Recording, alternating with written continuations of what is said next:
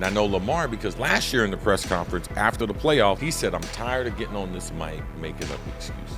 So now when you're the leader, you're the face of the franchise, now you're back at the mic. It's not his fault, but people blame the quarterback. So this was a game that didn't mean anything, and then now all of a sudden it meant an awful lot.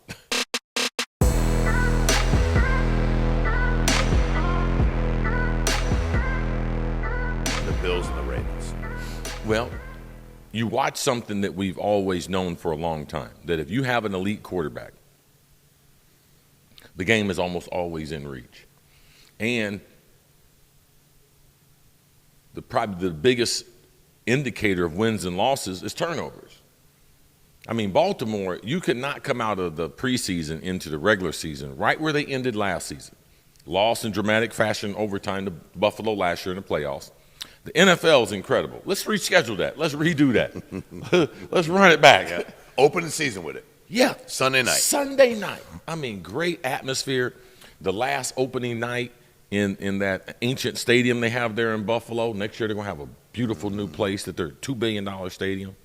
So when he turns the ball over, Derrick Henry, I mean, at that time the game was totally lopsided.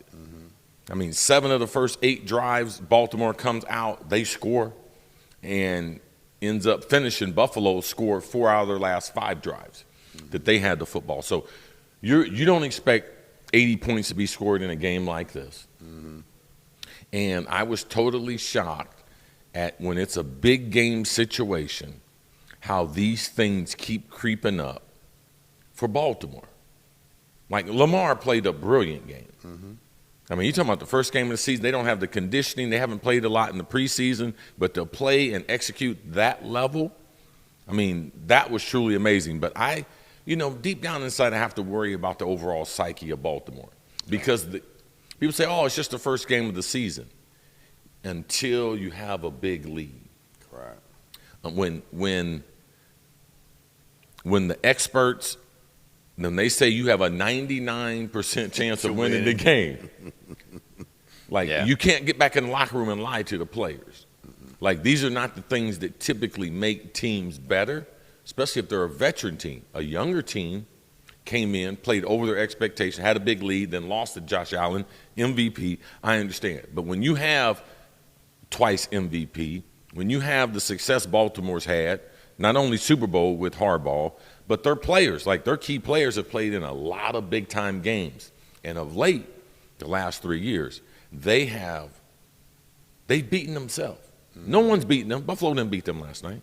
They beat themselves. Last year's playoff game, they beat themselves. 2 years ago, playoff game, Zay Flowers, they beat themselves. So how does Baltimore get over beating themselves? But this one's going to hurt for a long, long time, especially when we get in November and we get to that week 15, 16, 17, and now Baltimore is either tied with Buffalo or 1 game behind, which means 2 games behind because they got the head-to-head. Right. Then it will mean even more. Now, if Baltimore can go on and have the best record and still have home field advantage and the head-to-head doesn't matter, then the game won't matter that much. Then we play in the playoffs in Baltimore. But both of these teams are drastically different, and both of these teams want to be able to play at home in the playoffs. Josh Allen was 33 of 46, 394 yards, 2 touchdowns. Lamar threw the ball 19 times. Plus 2 running touchdowns. Plus 2 running touchdowns. Yeah. Lamar 14 of 19, 209 yards, 2 throwing touchdowns. Derrick Henry ran for 170 yards. Zay Flowers had 150 yards. But to your point, man, what do you do about it, dude? As a team, like, you've had this many games. Every game's an opportunity. Yeah. So you chalk it up and say, listen, we're going to learn from this. We're going to look at next week's game. That's the most important game. And that's why you play 17 of them.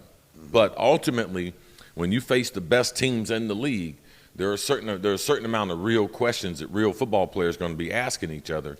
And I know Lamar because last year in the press conference after the playoff, he said, I'm tired of getting on this mic making up excuses. So now when you're the leader, you're the face of the franchise.